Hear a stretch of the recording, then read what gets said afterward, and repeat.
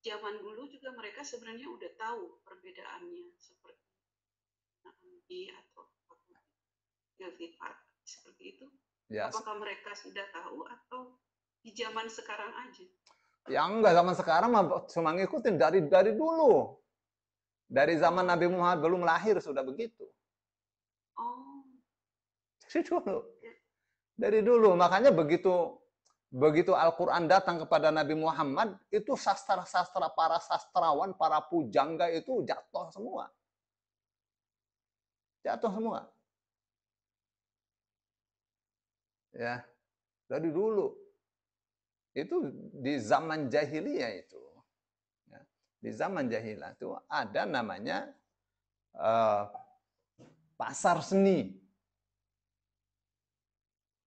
Ya, di pasar itu ada dilombakan sastra setiap tahun. Ada orang menulis sastranya uh, apa itu? Misalnya sastra mim sanawi, maksudnya itu sastra atau puisi yang diakhiri dengan huruf mim dan itu disusun dalam 1 tahun. Nyusunnya tuh untuk dilombakan. Ya. Nanti yang sastranya, puisinya menang di apa namanya, digantungkan di tembok Ka'bah supaya itu menjadi milik masyarakat dari mulut ke mulut. Dari dulu itu. Ya, ya, puncaknya zaman di mana Rasul Shallallahu Alaihi Wasallam diutus. Maka disebut Al-Quran itu mukjizat karena melemahkan semua sastra yang ada. Jadi ini nih Al-Quran, setebel ini nih Al-Quran, ini bahasanya sastra semua. Bahasa, kalaupun ilmiah, sastranya itu melekat. Ya, sastranya melekat. Itu yang bikin angkat tangan. Semua sastrawan. Maka ketika Al-Quran mengatakan,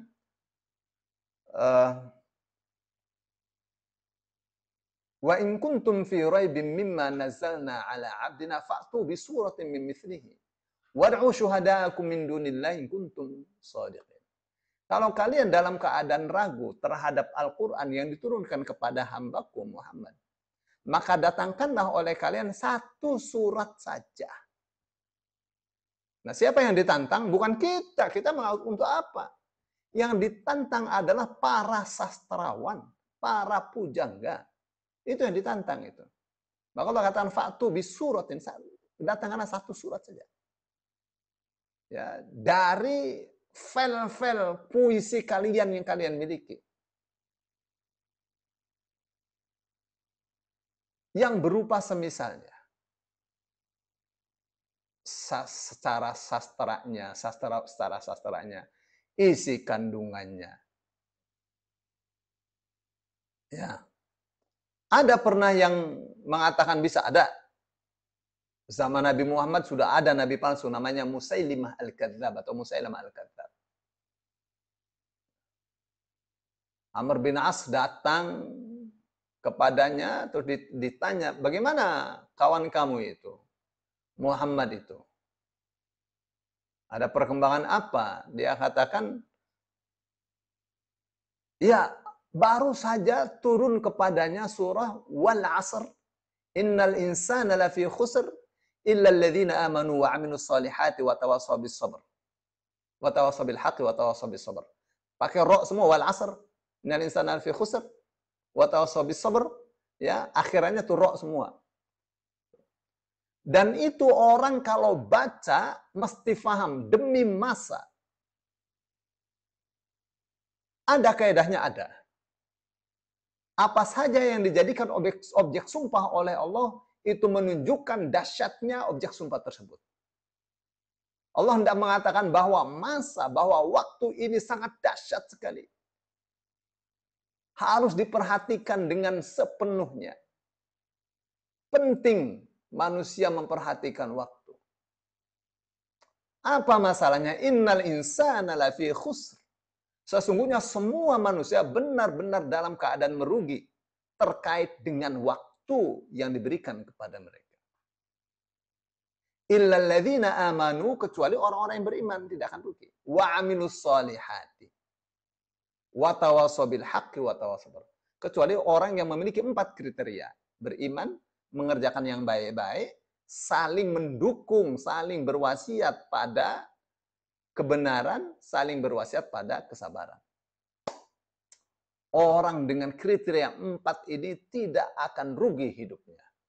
Akan selalu tenang, bahagia di situ. Maka Imam Syafi'i mengatakan, andaikan Al-Quran tidak diturunkan kecuali surah ini saja, itu cukup untuk kesejahteraan manusia, untuk keselamatan manusia. 1 surat itu. Ya, terus setelah dibacakan surat itu oleh Amr bin As kepada Musailamah Al-Kadzab, Musailamah Al-Kadzab pura-pura kesurupan. Pura-pura kedatangan malaikat Jibril. Dia bergetar begitu, terus tidak lama setelah itu dia katakan, baru saja diturunkan kepada saya wahyu yang semisal itu. Apakah kamu ingin mendengarkan dari saya? Amr bin As mengatakan, iya. Terus dia katakan, wal wabar. Innama anta udhunani. Apa tuh? Innama anta udhunani was sadr. Wal wabar, pakai ro kan? Innama anta udhunani was sadr. Wasairuka faqirun haqir. Pakai ro juga. Untuk menandingi wal asr. Wal wabar. Innama anta udhunani was sadr. Wasairuka faqirun haqar atau haqir. Apa itu artinya? Demi kelinci atau mermut. Demi kelinci. Kelinci kok dijadikan sebagai alat untuk bersumpah? Apa harganya kelinci? Ya. Kamu tidak lain dan tidak bukan, isinya cuma 2 telinga yang besar dan dada yang terlihat. Wasairuka fakirun haqir. Selain kamu itu fakir dan hina. Itu pernyataan apa? Asal yang penting akhirnya roh doang itu. Jadi setelah itu dia katakan, bagaimana menurut kamu dari yang kamu dengarkan dari saya yang telah peroleh wahyu itu? Amr bin As mengatakan, demi Allah, wallah, dia katakan, demi Allah, innaka la ta'lamu annani la a'lamu annaka kadzdzab. Demi Allah, sesungguhnya kamu benar-benar mengetahui, sesungguhnya aku benar-benar mengetahui bahwa kamu sesungguhnya pendusta, bahwa kamu sesungguhnya sang pendusta. Pakai demi-deminya itu banyak banget, saking bencinya itu. Karena dia paham tidak bisa, tidak imbang. Gak bakal ada orang bisa menciptakan atau mengarang seperti bahasa Quran ini. Ya, gak akan ada. Ya, orang yang menggunakan akalnya. Orang yang akalnya waras. Itu pasti mengatakan bahwa Al-Quran ini tidak mungkin dikarang oleh manusia. Tidak mungkin, apalagi oleh Nabi Muhammad yang nggak sekolah dia. Nggak sekolah dia. Nggak mungkin. Ini bahasanya. Orang kalau baca surah Yasin, hafal surah Yasin, memahami strukturnya surah Yasin itu seperti apa, dari awal, wal Qur'anil Hakim innaka laminal mursalin sampai terakhir. Itu akan geleng-geleng, ini kok bisa begini?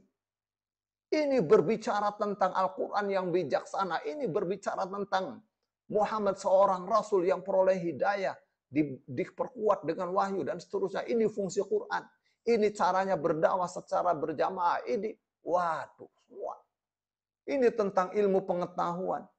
Untuk membuktikan kemaha kuasaan Allah membangkitkan manusia dan seterusnya. Di surah Yasin saja. Ya, gambaran-gambarannya sangat dahsyat sekali. Ya, tapi itu hanya diketahui oleh orang-orang yang mau belajar. Ya, Kayak gitu tuh. Jadi sejak dulu. Ya, kalau itu daripada wal wabar masih mending itu ya, masih mending bubui bulan. Bubui bulan sangrai bentang. Ya. Bulan dibubur, bintang disangrai. Panon poe disasate, matahari disate. Ya. Itu kan bahasa-bahasa kiasan itu. Bulan dibubur. Itu bahasa kebencian. Ya, kalau dibubur kan sudah tidak ada bulan lagi. Ya, bulan itu lambang Masyumi. Bintang itu lambangnya NU. Matahari lambangnya Muhammadiyah. Tuh, jadi diketahui ini siapa yang bikin itu. Sedemikian bencinya. Situ Ciburui, laukna hese dipancing. Ya, danau Ciburui itu ikannya susah dipancing. Nyeredet hate ningali ngecerak China. Ya, hati ini benci sekali, menunggu kapan tuh danau tuh airnya habis supaya pada mati tuh ikan. Ikan itu ulama. Nyeredet hati ningali sorot socana. Benci sekali hati ini melihat apa namanya? Sorot matahari. Ya. Nah, tapi kok pada ini ya Ustaz, pada dinyanyiin aja ya, pada ya kan aja. Ya itu orang ngerti sastra. Ya itu kan orang nyanyi saja, dia tidak memahami maknanya kan. Bukan sastra maknanya juga. Ya itu sastra itu. Itu namanya sastra kiasan. Ya, kalau dalam bahasa Arab itu namanya isti'arah. Ya, isti'arah itu meminjam. Ya, meminjam bulan untuk gambaran ini, isti'arah. Ya, tapi kalau yang tadi sama sekali nggak ada maknanya itu wal wabar itu. Demi kelinci itu orang gila. Ya, jadi Al-Qur'an itu disiplin pakai begini maknanya sejak dulu. Makanya begitu Al-Qur'an itu turun kepada Rasul sallallahu alaihi wasallam, semua kicep, kalah semua. Ya, kalah semua. Ya, sang rujukan sastra. Kalau kita Pak Taufik Ismail lah. Ya. Begitu ditanya bagaimana itu dengan yang dikatakan oleh Muhammad. Oh, dia mengatakan inna fi kalamihi la halawah. Sesungguhnya dalam apa yang dikatakan oleh Muhammad, maksudnya Al-Quran, itu ada rasa yang sangat manis sekali. Wa inna alaihi la talawah. Ya. Dan sesungguhnya di bagian atas yang dikatakannya itu terdapat warna-warni yang begitu indah. Wa inna fi usulihi la mughdiq. Sesungguhnya pada akarnya itu ada sumber gizi yang tidak pernah akan habis-habisnya. Wa inna a'lahu la muthmir. Dan sesungguhnya bagian atasnya terdapat buah-buahan yang tidak pernah akan habis-habisnya. Itu ungkapan seorang sastrawan rujukan bagi masyarakat jahiliyah saat itu. Ya, itu deh Bu Rida. Ini saya kok ngomong ngalor ngidul, maafin saya.